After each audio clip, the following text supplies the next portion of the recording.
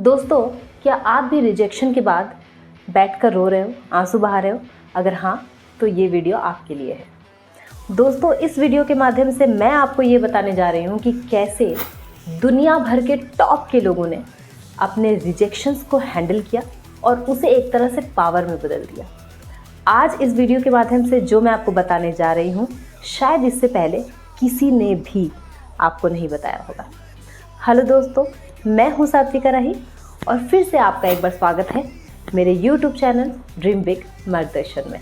तो दोस्तों, आप ये ज़रूर बताना कि इन सेलिब्रिटीज़ में से आपका रिजेक्शन किससे मिलता है और आप इन सेलिब्रिटीज़ में से किनके जैसा बनना चाहते हैं। सबसे पहले नंबर पे आते हैं अमिताभ बच्चन जी।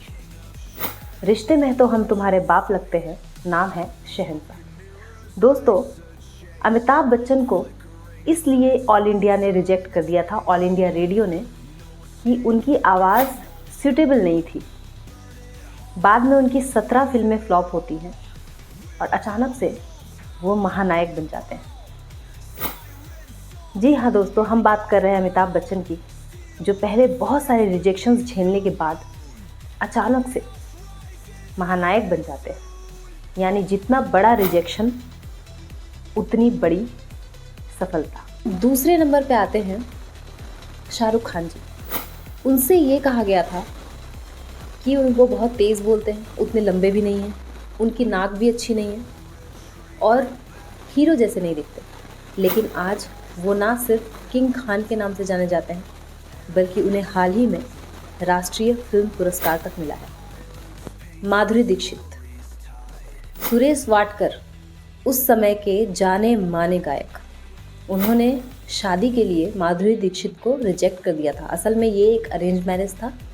उनके माता पिता ने सुरेश वाडकर को माधुरी के लिए पसंद किया था, लेकिन सुरेश वाडकर ने ये बोलकर मना कर दिया था कि माधुरी बहुत पतली दुबली है और सांवली भी है।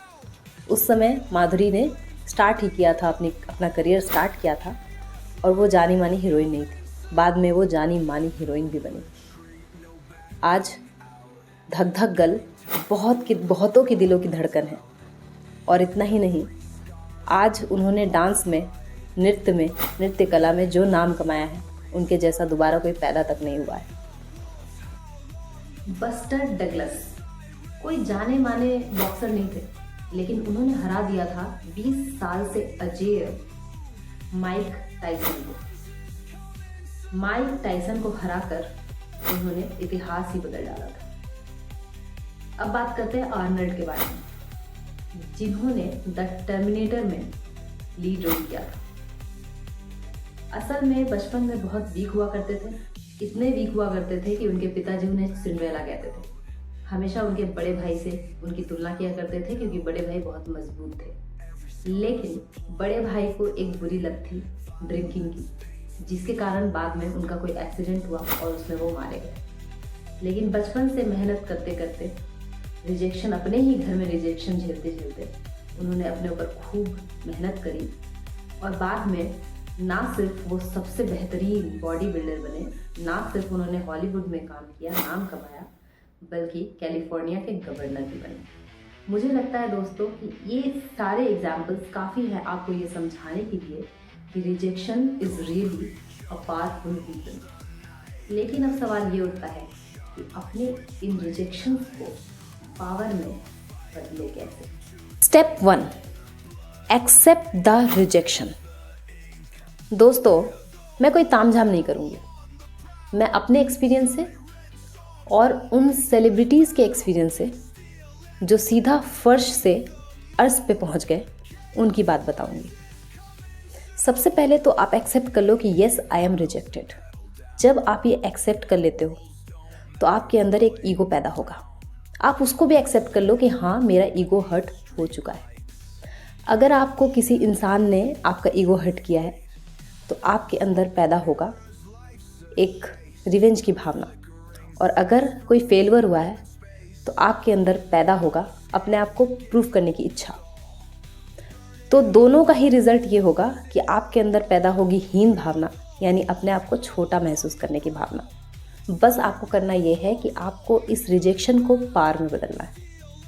आपको इस रिजेक्शन को अपने आप को प्रूफ करने की इच्छा में बदलना है और आप इस तरीके से बनने की कगार पे पहुंच जाओगे अपना बेस्ट वर्जन।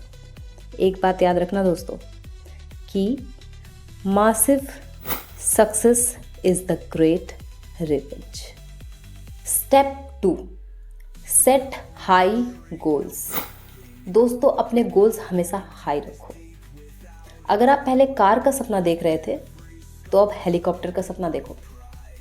एक बात हमेशा याद रखना दोस्तों कि गोल्स हमेशा ऐसे होने चाहिए कि जब 4 लोग सुने तो तुम्हें गालियां देने लगे। ध्यान से सुनना दोस्तों, एक बात बहुत ही इंपॉर्टेंट बोलने जा रही हूँ। अगर आप वैसी सोच रखते हो जैसी सबकी है तो आपको बहुत सारे फ्रेंड्स मिलेंगे, लेकिन अगर आप ऐसी सोच रखते हो जो सबसे हटके है तो आपको बहुत सारे फैंस मिलेंगे। अब डिसाइड आपको करना है कि आपको फ्रेंड्स चाहिए या फैंस चाहिए। 3, take small steps and have patience. सबसे पहले जो तुमने हाई गोल्स सेट किए हैं उसके लिए छोटे छोटे गोल्स बनाओ और पेशेंस रखो। तुम अपने टॉप से लेके बॉटम तक जो कुछ भी सुधार कर सकते हो, जो कुछ भी सुधार कर सकते हो कर डालो। तुम्हारे दिमाग में नॉलेज, तुम्हारे बालों में चमक, तुम्हारे स्किन में ग्लो, तुम्हारे होठों पे कम्युनिकेशन स्किल, तुम्हारे हाथों में किताब, तुम्हारे पेट में अच्छा खाना, हेल्दी खाना, ग्रूमिंग, ड्रेसिंग, अपीयरेंस, आध्यात्मिकता, जो कुछ भी कर सकते हो अपने लिए कर डालो, कर डालो। Step 4, be detached from the thing और पर्सन यू वांटेड बिफोर। दोस्तों ध्यान से सुनना, आप डिटैच हो जाओ हर उन लोगों से, हर उन चीज़ों से जिसे आप पहले चाहते थे, शिद्दत से चाहते थे कि मिल जाए। ध्यान से सुनना, लॉ ऑफ डिटैचमेंट है ये, जो जीवन के हर क्षेत्र में काम आता है। तो इसका लॉजिक क्या होता है कि जब भी हम किसी वस्तु या व्यक्ति के पीछे भागते हैं हमारे अंदर एक नीडीनेस होता है जिसके कारण सामने वाले को एक बर्डन फील होता है। लेकिन जब हम डिटैच हो जाते हैं उन्हीं चीज़ों से, उन्हीं लोगों से, तो यूनिवर्स को एक सिग्नल मिलता है कि सामने वाला इंसान जो है अपने आप में कंप्लीट है।